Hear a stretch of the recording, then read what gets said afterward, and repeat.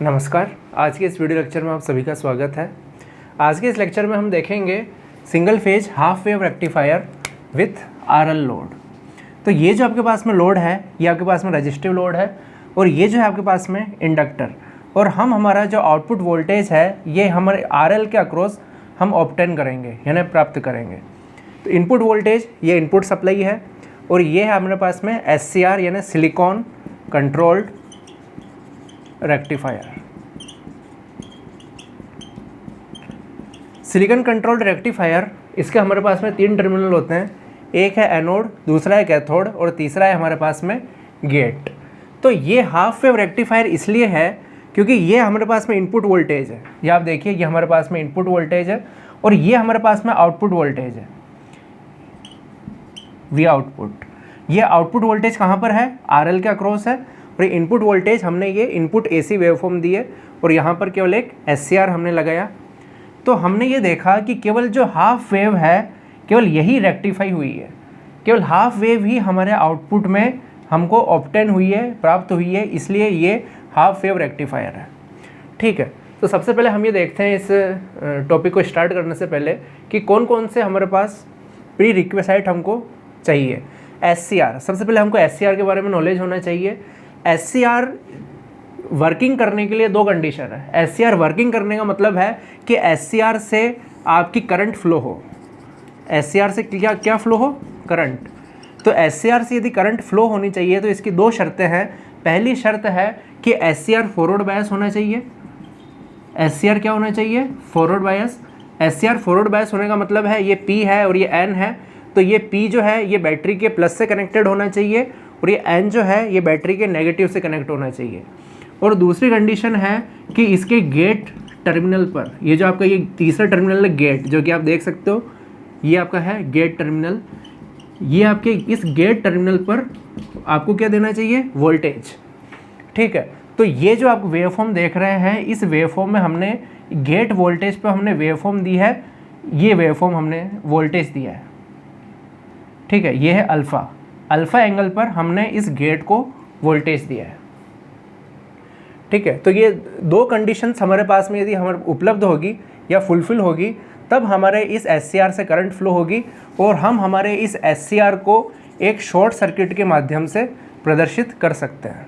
कब कर सकते हैं? जब हमारा एससीआर एक तो फॉरवर्ड बायस होगा और दूसरा एससीआर के गेट टर्मिनल पर वोल्टेज जब दिया जाएगा। ठीक है, तो सबसे पहले ये हमारे पास में इनपुट वोल्टेज है, या आप इनपुट वोल्टेज की वेवफॉर्म देख सकते हैं। तो इस अपर हाफ वेवफॉर्म में आप देखिए कि ये प्लस है और ये माइनस है, ये एससीआर का P है और ये N है। तो ये जो P है ये प्लस से कनेक्टेड है और ये N नेगेटिव से कनेक्टेड है। तो इस अपर हाफ साइकिल में ये एससीआर फॉरवर्ड बायस है और इस अपर हाफ साइकिल ये 0 से चालू हो चुकी है और जब ये अल्फ़ा एंगल पर आया तब हमने इसके गेट टर्मिनल पर वोल्टेज भी दिया। तो जब ये दोनों कंडीशन फुलफिल होगी, कब कहाँ से फुलफिल होगी? इस अपर हाफ साइकिल्स के इस अल्फ़ा कोण से, मतलब ये यहाँ से आगे ये दोनों कंडीशन यहाँ पर फुलफिल हो रही है, इसलिए यहाँ पर एससीआर क्या होगा? शॉर्ट सर्किट होगा।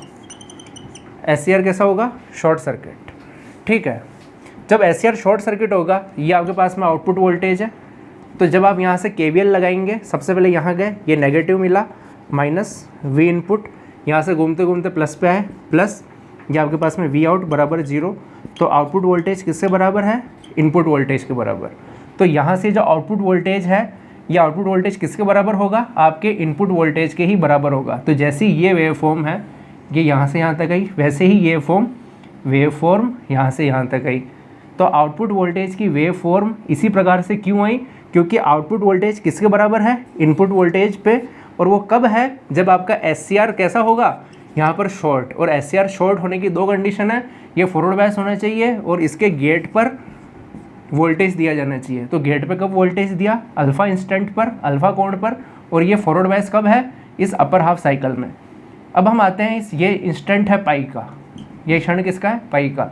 तो जैसे ये पाई के हम आगे आएंगे तो ये हो जाएगा नेगेटिव, ये प्लस। ठीक है, तो ये आपका P, ये N, एससीआर में आप देखिए ये P और N।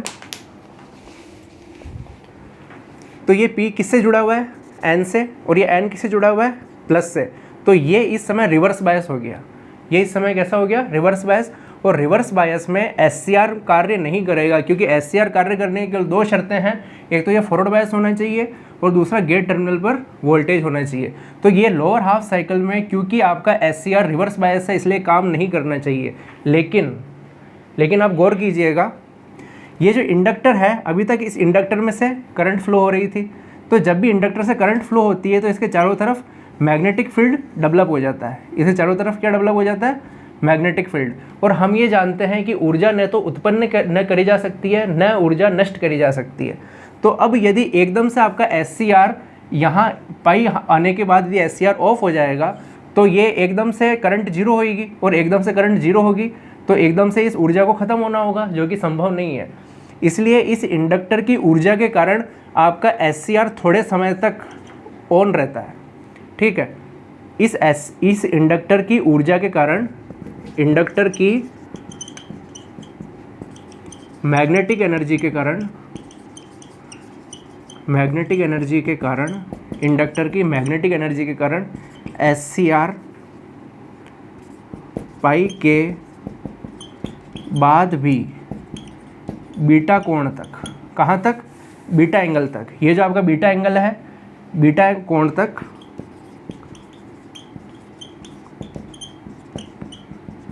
कंडक्ट करेगा, ठीक है। ये इस पाई एंगल पर क्योंकि सप्लाई रिवर्स हो गई, सप्लाई रिवर्स होने पर ये क्योंकि रिवर्स बायस है इसलिए ये ऑफ होना चाहिए था, लेकिन ऑफ नहीं हुआ।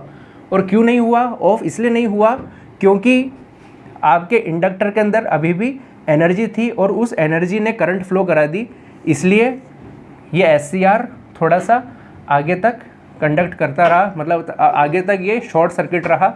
इसलिए आउटपुट वोल्टेज की वेवफॉर्म में ये बीटा कोण तक ये आउटपुट वोल्टेज की वेवफॉर्म खींची गई, मतलब आउटपुट वोल्टेज की वेवफॉर्म इनपुट वोल्टेज को ही इसने फॉलो किया।